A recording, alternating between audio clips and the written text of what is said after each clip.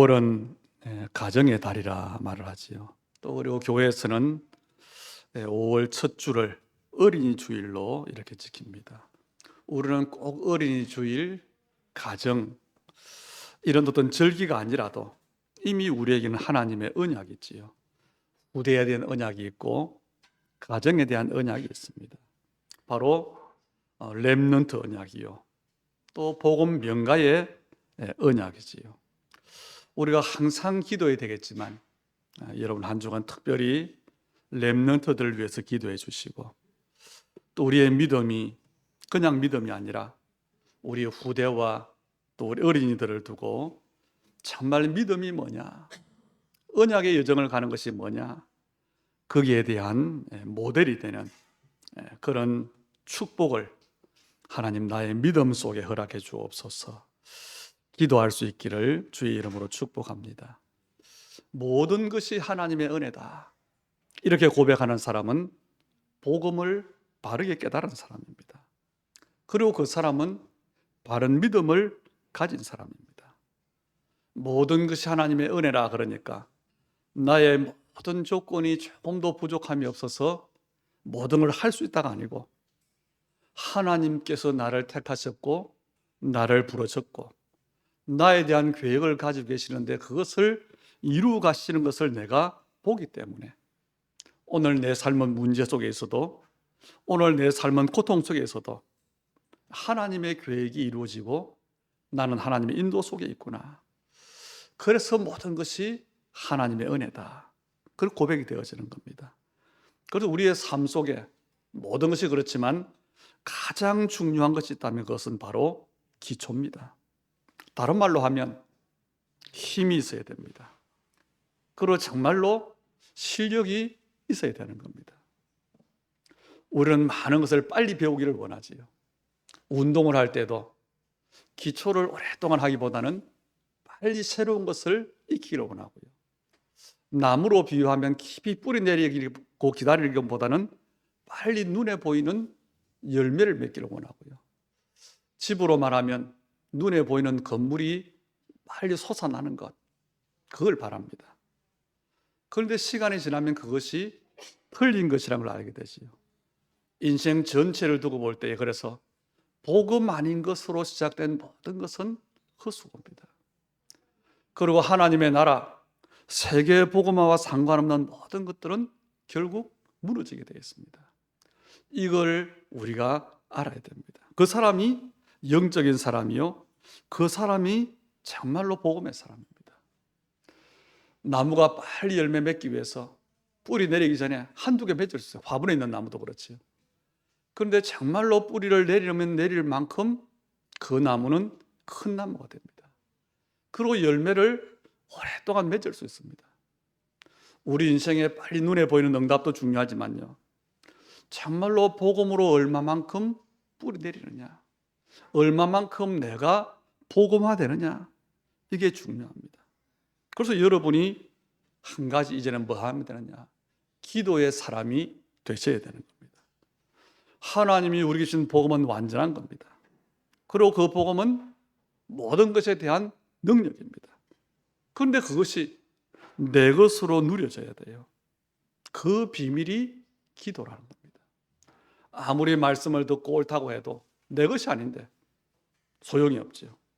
그래서 여러분이 기도하는데 첫째로는 무조건 여러분 자신이 힘을 얻는, 여러분 자신을 살리는 기도를 하시길 바랍니다. 그 기도 하셔야 돼요. 내가 살아야 됩니다. 우리가 힘이 없는 채로 내가 중요한 일을 하겠다, 큰 일을 하겠다, 맞지만 할 수가 없어요. 두 번째는 어떤 기도냐, 사람들의 많은 소리들이 있습니다. 또 우리에게 일어나는 많은 문제들이 있습니다. 그것들이 우리의 마음을 상하게 하고 우리를 낙심케 하지요. 그것들을 전부 기도 제목으로 바꾸는 겁니다. 그래서 거기에 하나님의 계획이 이루어지게 해달라고, 그 일이 내게 일어나게 해달라고. 그래서 여러분이 복음을 나의 것으로 누리셔야 돼요. 지난 한 주간 우리 주님의 교회 성도 여러분의 기도 배경으로 필리핀 세부 사역을 다녀왔는데요, 그 지역에 하나님이 하시는 일이 뭐냐 보게 됐어요. 우리가 구체적으로 들어간 지는 3년이 되어졌는데 거기에 기초가 한 사람 렘넌트를 한 교회가 키운 겁니다.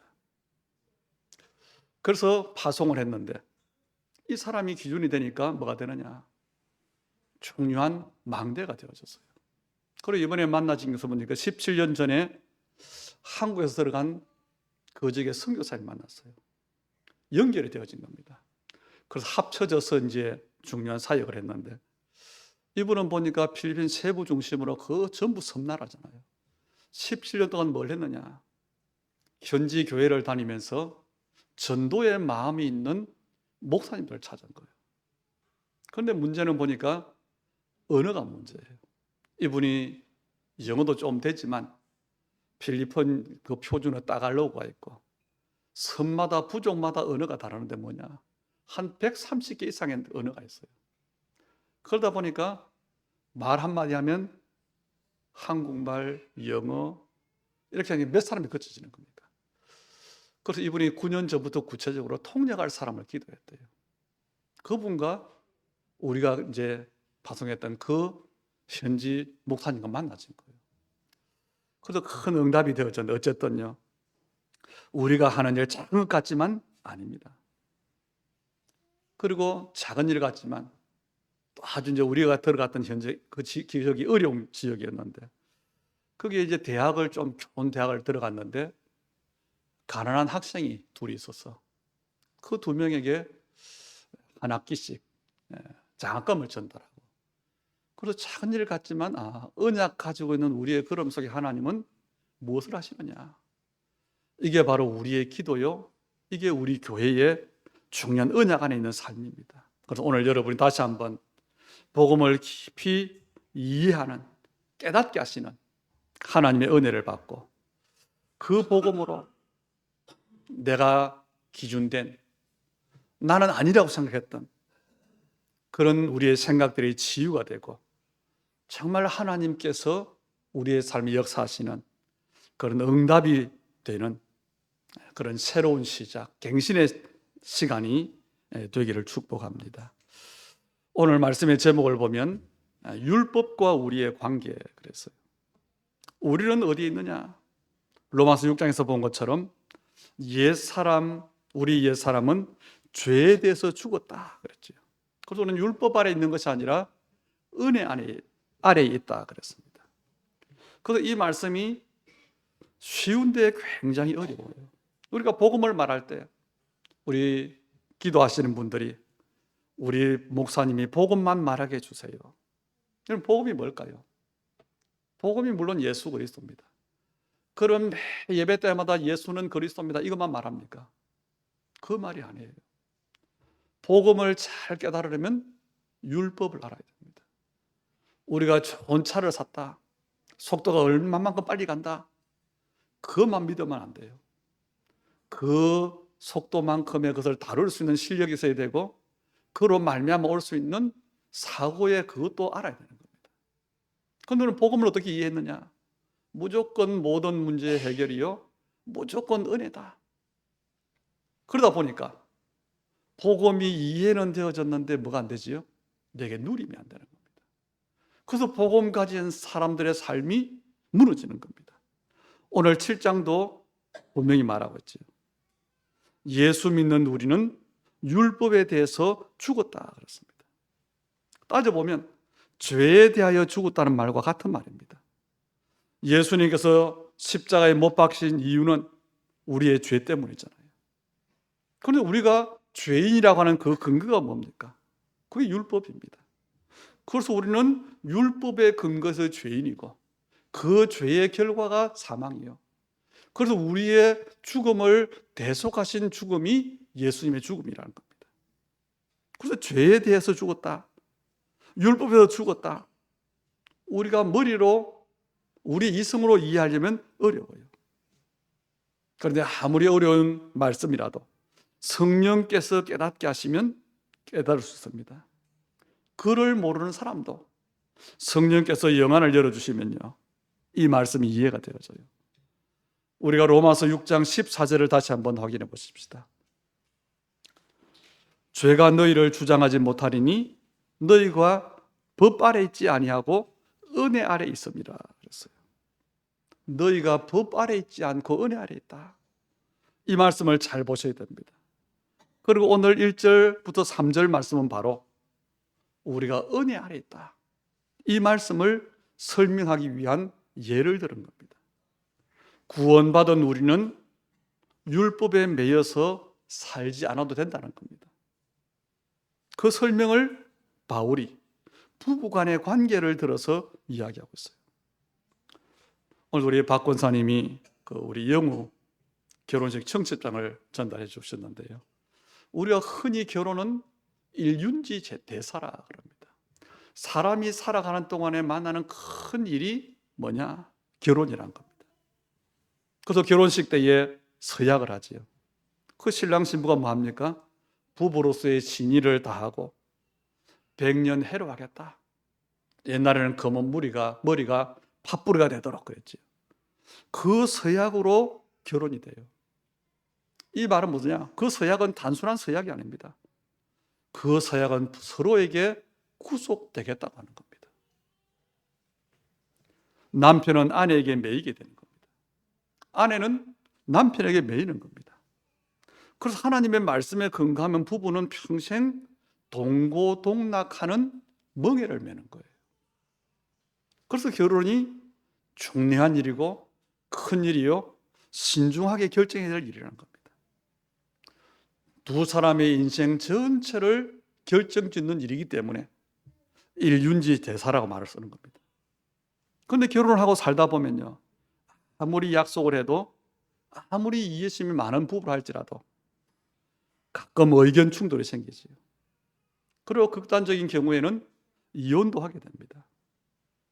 그런데 성경에는 이혼을 허용하는 경우가 극히 드물어요. 그래서 진짜 믿음의 사람들은 결혼 생활이 불행하다고 해서 쉽게 이혼하지 않습니다. 고통을 견디면서 가정을 깨지 않으려고 몸부림을 치지요. 그런데 오늘 성경 말씀은 그게 아니고 배우자가 죽는 경우에는 문제가 달라진다는 겁니다. 남편이 죽으면 아내는 자유롭게 됩니다. 남편이 죽고 난 뒤에 부인이 재혼을 한다. 잘못이 아니라는 거죠. 왜냐? 법적으로 자유로워졌다는 겁니다. 다시 말하면 부부간에 결혼할 때에 그 서약이 언제 무효가 되느냐? 죽음으로 무효가 된다는 겁니다. 그래서 바울은 누구나 다 알고 있는 이 사실을 들어서 우리와 율법의 관계를 지금 설명하는 겁니다. 율법과 우리를 놓고 볼 때에 율법이 더 힘이 있어요. 어떤 면에서 남편의 위치라고 볼 수 있죠. 더 강하기 때문에. 그런데 율법과 우리는 마치 결혼한 사이와 같다는 겁니다. 그런데 이 율법이 우리에게 너무 무서운 상대예요. 왜냐? 율법의 기준은 하나입니다. 이것을 해라. 이것은 하지 말라는 겁니다. 그리고 그 명령에 순종하지 않으면 뭐가 되는 거죠? 죄가 되는 거예요. 그 죄의 삭은 사망입니다. 이건 율법에는요, 인정이 없어요. 그래서 사람들은 어떻게 하면 율법의 지배를 받지 않고 살까? 고심을 합니다. 그게 어떤 사람은 알코올 중독이 되기도 하고요. 그게 약물로 가기도 하고요. 그게 중독으로 오는 거예요. 그런데 여기서 해방되는 길은 하나밖에 없습니다. 한쪽이 죽는 겁니다. 율법이 죽든지 우리가 죽든지 그 외에는 다른 길이 없어요. 마치 불행하면서도 싸우면서도 갈라설 수 없는 부부와 같다는 겁니다. 그런데 문제는 율법은 죽지 않아요. 왜냐? 하나님의 법이기 때문에. 오늘 12절에 그랬죠. 이로 보건대 율법은 거룩하고 계명도 거룩하고 의로우며 선하도다. 율법이나 계명이 같은 말인데 거룩하대요. 왜냐? 하나님의 의로운 법이기 때문에. 그래서 없어질 수가 없는 겁니다. 그럼 누가 죽어야 될까요? 그게 오늘 4절입니다. 너희도 그리스도의 몸으로 말미암아 율법에 대하여 죽임을 당하였으니. 우리가 죽어야 돼요. 바울이 부부의 예를 든 것은 어느 쪽이 죽었냐 힘이 세는가가 문제가 아니고 죽음이 둘 사이의 관계를 끊어놓는다는 것을 말하려고 하는 거죠. 결론은 뭡니까? 하나가 죽으면 양쪽에 다 그 법에서 자유하게 된다는 겁니다. 그래서 율법과 우리의 관계에서 죽음과 자유라고 하는 이 개념이 굉장히 중요한 말입니다. 그러면 언제 우리가 율법에 대해 죽었습니까? 이게 복음이에요. 예수 그리스도께서 십자가에서 자기의 몸을 대속의 죽음으로 내어주실 때 연합됐다 그랬잖아요. 그때 우리는 율법에 대해서 죽은 겁니다. 더 정확히 말하면 예수님께서 인간의 몸을 입고 이 땅에 오셨다. 그 말은 무슨 말이지요? 율법 가운데로 오셨다는 겁니다. 그리고 그분은 죄가 전혀 없고 율법을 지킬 의무도 없는데 그럼에도 불구하고 우리를 대신해서 율법을 지켜야 될 자리에 서셨어요. 그렇게 사셨다가 그리고 십자가를 지신 겁니다. 뭐 때문에요? 우리 때문에. 우리는 죄를 범했기 때문에 죽을 수밖에 없어요. 그런데 예수님은 그럴 이유가 없는 겁니다. 그럼에도 예수님은 우리가 당할 저주와 형벌을 대신 십자가에서 담당하신 겁니다. 그게 뭐냐? 우리에 대한 율법의 요구를 이루신 거예요. 죄의 삭은 사망이요 하는 겁니다. 그래서 우리가 구원받은 것은 어떤 일입니까? 예수님과 연합된 거라 그랬지. 그래서 예수님의 죽음이 곧 우리의 죽음이 됐다 그랬습니다. 예수님이 십자가의 죽음을 통해서 뭐가 되어졌냐? 율법과의 관계가 완전히 끊어진 겁니다. 그런데 예수님과 함께 우리가 같이 죽었어요. 그래서 우리도 율법의 지배로부터 벗어나게 된 겁니다. 이게 주님이 우리를 대신해 십자가를 지신 사건, 그리스도의 사건입니다. 우리 스스로가 죽은 게 아니에요. 주님이 십자가에 죽으셨기 때문에 우리가 함께 죽은 겁니다. 그래서 우리는 율법에 대해서 자유하게 되어졌어요. 그런데 4절에 보세요. 예수님과 우리는 연합되어졌는데 그러므로 형제들아 너희도 그리스도의 몸으로 말미암아 율법에 대하여 뭐 했다고요? 죽임을 당하였으니 이는 다른 이 곧 죽은 자 가운데서 살아나신 이에게 가서 우리가 하나님을 위하여 열매를 맺게 하려 함이라. 이는 하는 말이 중요해요. 이 말은 우리를 율법에서 벗어나게 한 목적이 뭔지를 설명하는 이것이죠. 율법 폐기론자들은 이 율법을 이해 못하는 사람들은요, 복음 받았다고 하면서 뭐라고 하느냐? 나는 율법과 상관없어. 나는 계명을 안 지켜도 돼. 나는 이미 다 용서받았어. 마음대로 살아도 돼. 여러분, 맞을까요? 틀릴까요? 그것은 잘못된 생각입니다. 아마 우리 가운데도 복음을 강조하다 보니 그런 생각이 있어요. 이는 뭐지요?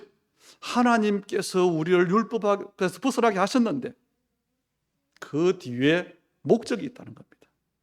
그게 4절이잖아요. 다른 이 곧 죽은 자 가운데서 살아나신 이에게 가서. 다른 이가 누굽니까? 죽은 자 가운데 다시 살아나신 이가 누굽니까? 부활하신 예수 그리스도입니다. 6장에서 말씀하신 대로 우리는 예수님과 한 몸이 되어졌어요. 죽은 자 가운데서 살아나신 이에게 가서. 바울이 좀 전에 뭘 말했지요? 율법과 우리의 관계를 결혼 관계처럼 이야기했어요. 그렇죠? 그런데 죽은 자 가운데서 살아나신 이에게 가서 이 말이 어떤 의미냐? 결혼했다는 의미와 같아요. 한 몸이 되었다 의미가 같습니다. 다시 말하면 율법에서 벗어났는데 이제는 예수님과 결혼하게 만들었다는 겁니다. 의미로 따지면. 그 목적이 뭡니까? 결혼은 아까 뭐라 그랬죠? 서로에 대한 구속력을 가진다 그랬어요. 그렇다면 뭡니까? 나는 율법에서 해방됐기 때문에 마음대로 살아도 괜찮다. 그게 아니고 하나님을 위해서 열매 맺는 삶을 살도록 하기 위해서, 그 말이라는 겁니다. 그럼 열매 맺는 삶이 뭘까요? 두 가지입니다. 하나는 우리가 하나님의 자녀로 성결한 삶을 사는 겁니다. 또 하나는 하나님을 위해서 헌신하는 겁니다. 그래서 구원받은 사람, 정확한 복음 가진 사람은요, 이 땅에서 성결하게 살면서 하나님이 기뻐하는 그 일을 하는 사람입니다. 그래서 로마서 12장에도 그랬죠. 너희 몸을 하나님이 기뻐하시는 산제물로 드리라 그랬잖아요. 그런 의미에서 나는 예수 믿었기 때문에, 율법에서 해방됐기 때문에 나는 죄를 지어도 괜찮고 마음대로 살아도 괜찮다. 그 말은 틀린 말이라는 거죠. 반대로 한번 생각해 보세요. 우리가 율법의 종으로 살 때에 우리 스스로가 성결한 삶을 살지 못했어요. 우리 스스로가 하나님을 위해서 헌신하지 못했어요. 이게 불신자의 모습이요, 이게 언약 밖에 있는 사람의 모습입니다. 그럼 5절에 보세요.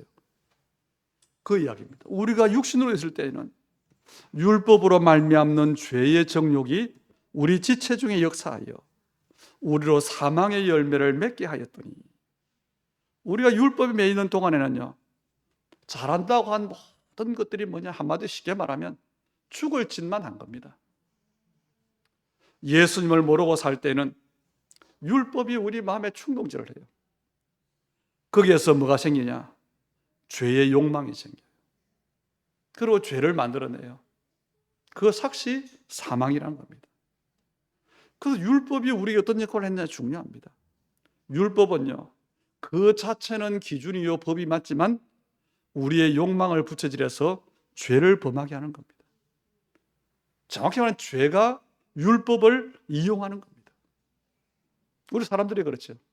하지 말라고 하면 더 하려고 하는 본성이 있잖아요. 그렇죠? 제가 어릴 때 중학교 좀 되니까 우리 선배들이 담배를 몰래 피면서 담배 피워. 전혀 생각 없다가 또 그걸 알고 선생님들이 부모님을 하거든요. 너희들 담배 피우면 안 된다. 뭐예요? 피우면 어떨까? 피우고 싶은 거예요. 무슨 말입니까? 이게 죄가 율법을 가지고 우리를 부추기는 겁니다. 우상 숭배하지 말라고 하는 계명 있지. 그래, 조상 숭배는 괜찮아. 한번 해봐. 뭐합니까? 하는 거예요. 마약을 그렇게 하는 겁니다. 그렇게 해서 한 번 걸려서 넘어지면 이제 문제가 돼요. 평생을 죄에게 끌려다니는 겁니다. 이게 우리가 예수 믿기 전의 삶이었어요. 그런데 이제는 예수님을 믿고 구원을 받았는데 뭐가 됐냐? 그 관계가 결혼 관계가 되신 거예요. 그래서 우리의 삶이 이제는 뭐냐? 의의 열매를 맺는 삶이 됐다는 겁니다. 그래서 6절에 보니까 이제는 우리가 얽매였던 것에 대하여 죽었으므로 율법에 대하여 벗어났으니, 율법이 우리를 얽매였던 거기에서 뭐 했다고요? 벗어났어요. 이러므로 우리가 영의 새로운 것을 섬길 것이요 율법 조문에 묵은 것으로 아니할지라. 율법 조문이란 말은 기록된 계명을 말하지요. 돌이나 종이에 새긴 그 율법을 율법 조문에 묵은 것이라 그렇습니다. 유대인들은 이것을 지키려고 얼마나 애를 쓰는지 모릅니다. 율법을 잘 지키기 위해서 600개가 넘는 조문을 만들었어요. 그 지키는데 정신이 없어요. 이 일을 하면 여기에 걸릴까? 이렇게 하면 저기에 걸릴까? 그래서 복음서에 나오는 바리새인들, 예수님 앞에서 그러잖아요. 우리는 일주일에 한 번 금식하고 수입에 11조를 바치고 안식일은 철저히 지키고, 그걸요 철칙으로 알았어요. 우리 조상들이 옛날에 뭐 했지요? 우상에 매여 사느라고, 제사 지내느라고 고생한 것은 유대인들은 율법에 매여 사느라 고생을 했어요. 그러나 그리스도와 연합해서 율법에서 벗어난 사람은 더 이상 율법과 씨름하지 않습니다. 더 좋은 걸 얻게 돼요. 뭐냐? 영의 새로운 것. 뭘까요? 성령을 이야기하는 겁니다. 예수님을 영접한 사람에게는 하나님께서 그 마음에 성령을 부어주시는 겁니다. 그래서 우리가 구원받고 나면 뭘 하게 되느냐? 전에는 전혀 생각을 못했는데 하나님께서 내게 무엇을 원하실까? 본능적으로 알게 되는 겁니다. 그래서 하나님이 기뻐하는 삶을 살 수가 있고 하나님이 원하시는 헌신을 할 수 있는 겁니다. 그렇게 해서 거룩한 열매를 맺는다 그랬어요. 그래서 우리는 율법의 기능을 알아야 돼요. 우리가 예수 믿고 난 다음에 말씀을 통해서 율법이 뭔지를 알았잖아요. 저는 율법이 뭔지 몰랐어요. 불신자 때는. 율법이 여러분 뭡니까? 모세 오경이 율법이에요. 그 핵심이 십계명입니다. 그런데 우리는 믿음으로 구원받는다, 은혜로 구원받는다, 이 복음을 계속 너무 강조하다 보니까 율법을 갖다가 과소평가해 버린 거예요. 그런데 알아야 됩니다. 율법을 모르면 복음을 잘 깨닫지 못해요. 내 문제가 얼마나 심각한지를 모르면 나를 도와주는 사람이 있는데 그 사람이 얼마나 고마운 사람인지를 몰라요.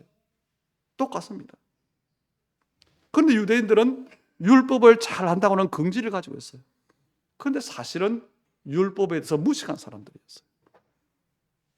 마태복음 22장 29절에 보니까 예수께서 대답하여 이르시되 너희가 성경도 하나님의 능력도 알지 못하는 고로 오해했다 그랬어요. 이 유대인이 율법 정신도 알지 못했어요. 누가복음 11장 42절에 보니까 화 있을진저 너희 바리새인들이여 너희가 박하와 운양과 모든 채소의 11조는 들이되 공의와 하나님께 대한 사랑은 버리는도다. 행위는 있는데 그 정신을 잃어버린 거예요. 하나님은 하나님의 백성에게 하나님 백성답게 살기를 원하십니다. 하나님 백성답게 공의롭게 살기를 원하십니다. 사랑하며 살기를 원하십니다. 그런데 유대인들은요, 하나님의 공의를 행한다고 하면서 하나님의 사랑을 놓쳐버렸어요. 이웃에 대한 사랑은 마음에 두지 않고 내가 율법이라고 하는 그 규칙 지키는 것, 그걸 가지고 하나님을 잘 믿는다고, 하나님이 원하시는 삶을 산다고 착각을 한 겁니다. 그래서 오늘 7절에 보니까 그런즉 우리가 무슨 말을 하리요? 율법이 죄냐? 그럴 수 없느니라.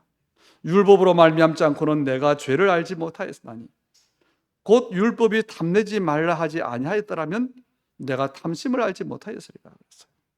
율법의 기능이 뭡니까? 우리 마음속에 숨어있는 죄를 알게 하는 겁니다. 탐내지 말라고 하는 것은 10계명 가운데 마지막 10번째 계명이지요.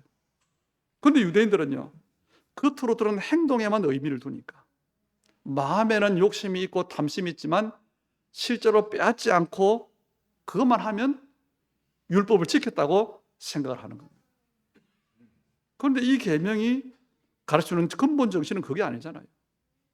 그런데 이 탐심이 원래 있었는데 생각도 없었는데 탐심을 누가 깨우쳐 주느냐? 그게 율법이라는 겁니다.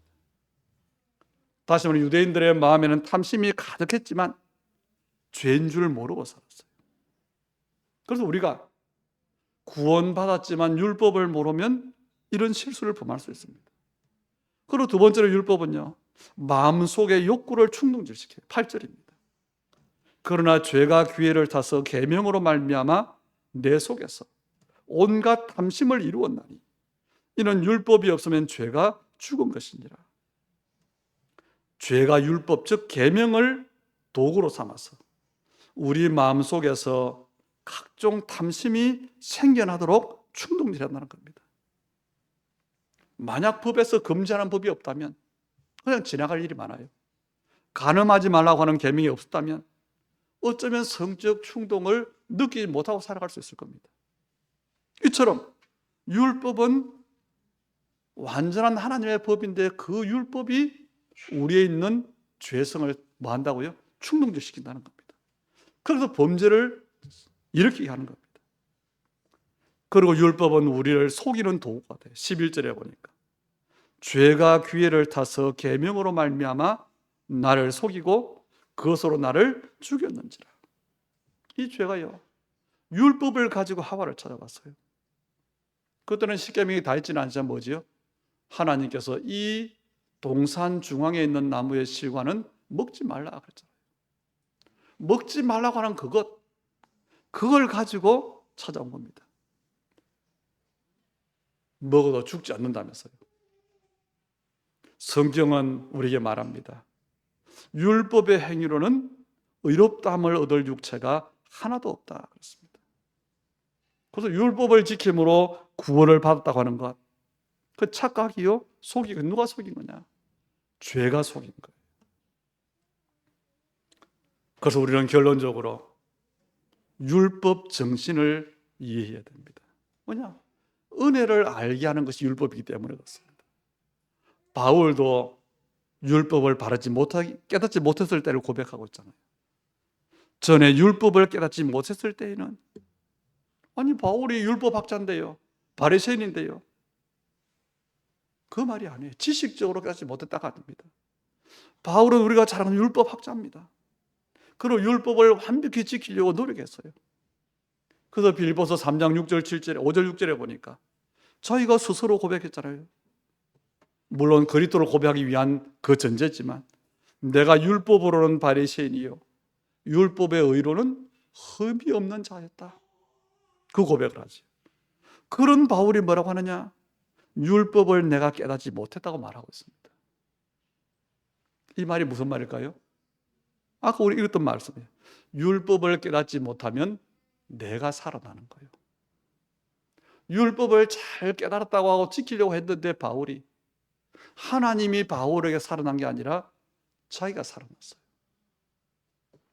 옛날에 교회 가면 기도하는 분이 많았는데요, 울면서 기도하는 분이 너무 많았어요.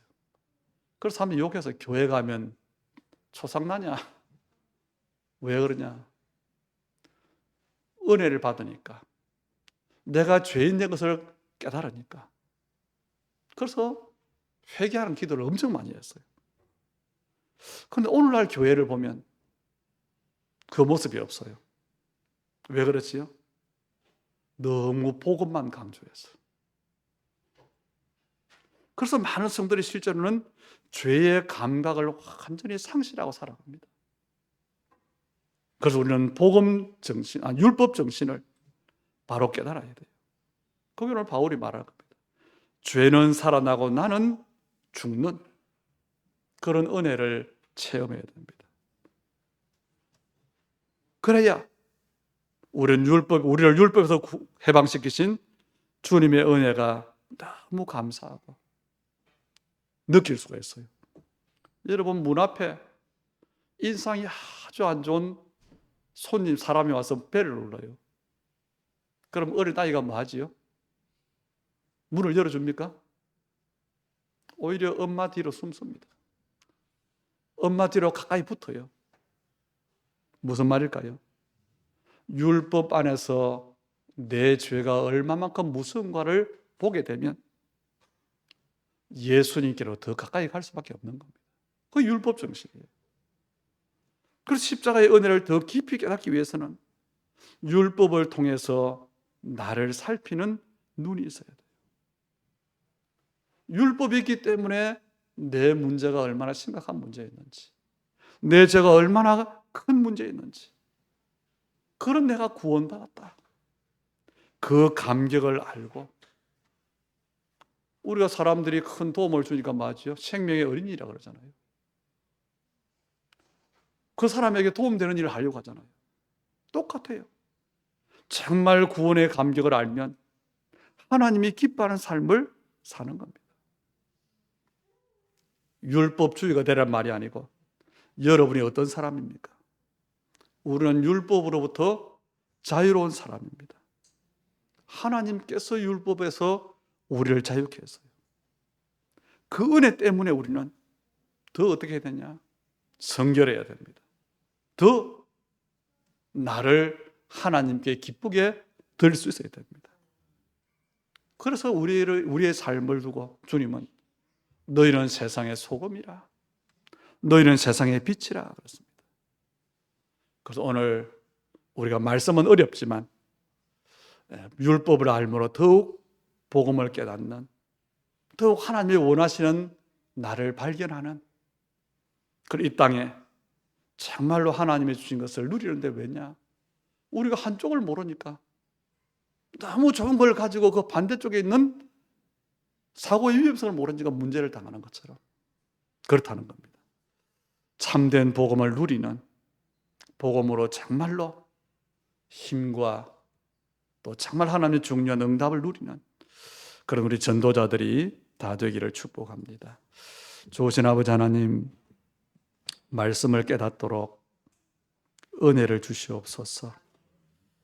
복음이 나의 복음 되도록 날마다 우리를 새롭게 하시고, 정말로 그래서 하나님 말씀이 하라고 하는 것을 아니라 하나님의 중요한 은혜를 깨달음으로 하나님의 원하시는 것을 두고 하나님이 기뻐하는 그 일을 두고 우리의 삶을 드릴 수 있도록 하나님의 참된 기쁨이 되고 하나님의 뜻을 이루는 전도자들이 되도록 축복해 주시옵소서. 오늘 우리 예물 드림을, 우리의 삶을 드림을 주님 연락해 주시고 이 땅에 이루어질 하나님의 나라 세계 복음화를 두고 귀한 예물이 쓰임받게 하시며 우리 믿음의 사람들의 모든 마음의 소원이, 우리의 모든 문제에 대한 기도 제목이 하나님의 이 이유 앞에 참말로 하나님 감사함으로 하나님의 이유를 가지고 이제는 기도하다가 그의 나라와 의를 구하는 그 기도에 모든 것 더하시는 그 응답의 증인들 되게 하여 주시옵소서. 오늘 우리 하나님의 사람들 한 사람 한 사람을 붙잡으시고 믿음의 가정들을, 하나님의 사람들의 업을, 또한 우리의 후대를 주님 붙잡으시고 가정에 대한 언약, 후대에 대한 언약, 업에 대한 우리의 언약을 두고 하나님 세계복음화의 절대 계획 앞에 인도해 주시고 서게 하여 주시고 증인되도록 축복해 주시옵소서. 예수님 이름으로 기도하옵나이다. 아멘.